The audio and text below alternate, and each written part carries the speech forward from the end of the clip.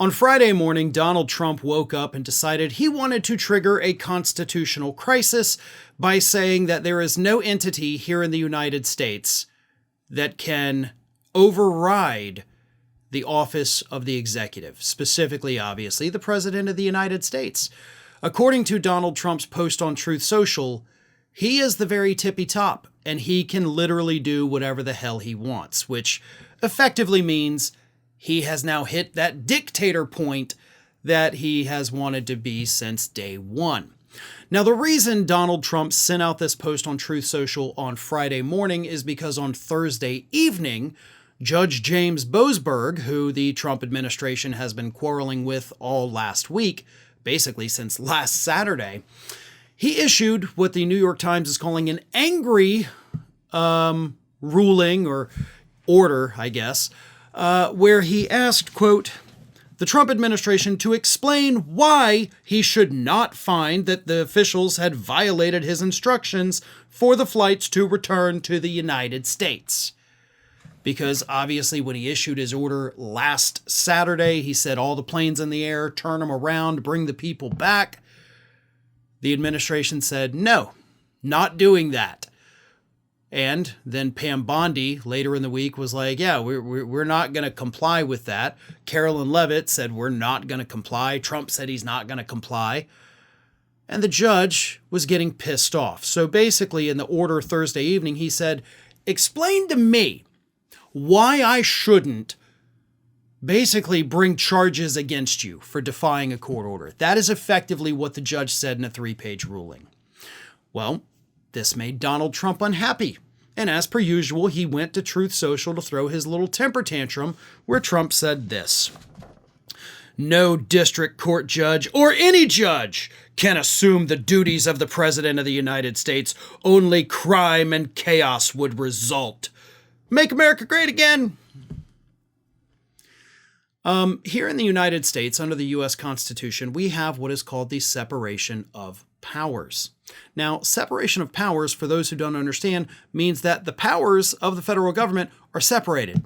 I know, it's this difficult concept for people like Donald Trump to grasp. But, basically just based on the words, pretty easy concept, right? We have the legislative branch of government, which is the House and Senate. We have the judicial branch of the government, which is the court system, Supreme Court at the very top. And we have the executive branch, which is the office of the president, and of course the agencies and departments underneath that. Each one of those groups basically can, outdo the other one in order to prevent a dictator from taking power here in the United States. The courts can override the executive. Congress can pass a law to override what the courts have decided. And, the executive can veto stuff from the legislature.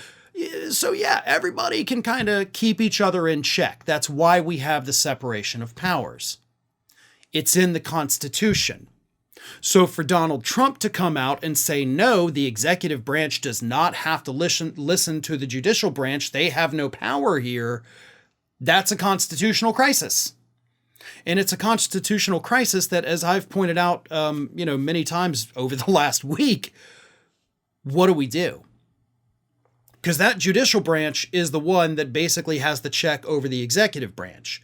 But if the executive branch says we're just not going to comply with anything, then what does it matter if the judge threatens to hold these people in contempt or file charges against them? The Supreme Court's already given Trump immunity. If he does something as president, he can't be prosecuted in any way. That's what they said. And for the other people who could be prosecuted, he'll just say, okay, well, here's your pardon. We're done. So there's ways around everything that the judiciary could, in fact, do to Donald Trump. There is nobody to effectively enforce it, and that is the terrifying part. Because it would require, in order to really do something, the U.S. military to turn against the, chief executive, and they can't, that's not going to happen. That would be a coup. So we're stuck in this constitutional gray area just 2 months into this administration already.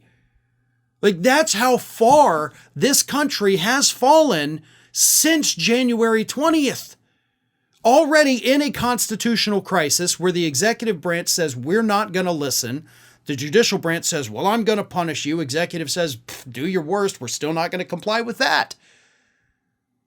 What do we do? Like, who has an answer to that? Because I haven't heard anybody provide an answer to that. And for the record, I'm not even hearing anybody else talk about that fact. Kind of seems important. Kind of seems like, the country is at stake a little bit here. And everybody is just kind of whistling past the graveyard, acting like, no, we got to figure this out. We need a way to hold this guy accountable. Even though the courts are trying to do it, they still can't physically do it. I mean, what are they going to send a bailiff into the White House to start arresting people? Are they going to send a bailiff to go round up Pam Bondi and put her in the holding cell until she complies with the court order? Again, Trump will issue the pardon. Now, unless I'm grossly misunderstanding the power of presidential pardons, which I'm pretty sure I'm not, then the judiciary doesn't have any actual authority. And again, this is what triggers the constitutional crisis. And it's all because Donald Trump doesn't want to listen to anyone, doesn't want to respect the Constitution, and wants to play dictator here in the United States. And it seems right now like he might actually be getting away with it. Are your emails truly private? If you're using a free email service such as Gmail, all your emails are being scanned and tracked, even after you delete them. Big tech tracks everything: your plans, your purchases, your confidential messages, building profiles to sell to advertisers or hand over to who knows who. More and more people are realizing that free email comes at a cost. They're ditching big tech and looking for privacy-focused alternatives. They want to decide who sees their information, and they want that control back. That's why I recommend StartMail. They've been a trusted name in secure email for over a decade now. And here's a key detail. StartMail is based in the Netherlands, a country renowned for its strong data and protection laws. Unlike big tech email, StartMail never scans or tracks your emails. StartMail blocks invasive tracking pixels in emails, protecting you from being monitored by companies and hackers. When you delete an email in StartMail, it's actually gone for good, ensuring your data remains private. StartMail really goes all in on privacy. They've got a bunch of great features like unlimited aliases to keep you anonymous and, of course, strong encryption to protect your emails. Moving to StartMail is hassle-free. With just a few clicks, you can easily migrate all of your existing emails and contacts to StartMail. So try StartMail for yourself, completely free for 7 days. Go to startmail.com/Farron to begin, and you'll also get a 50% discount on your first year.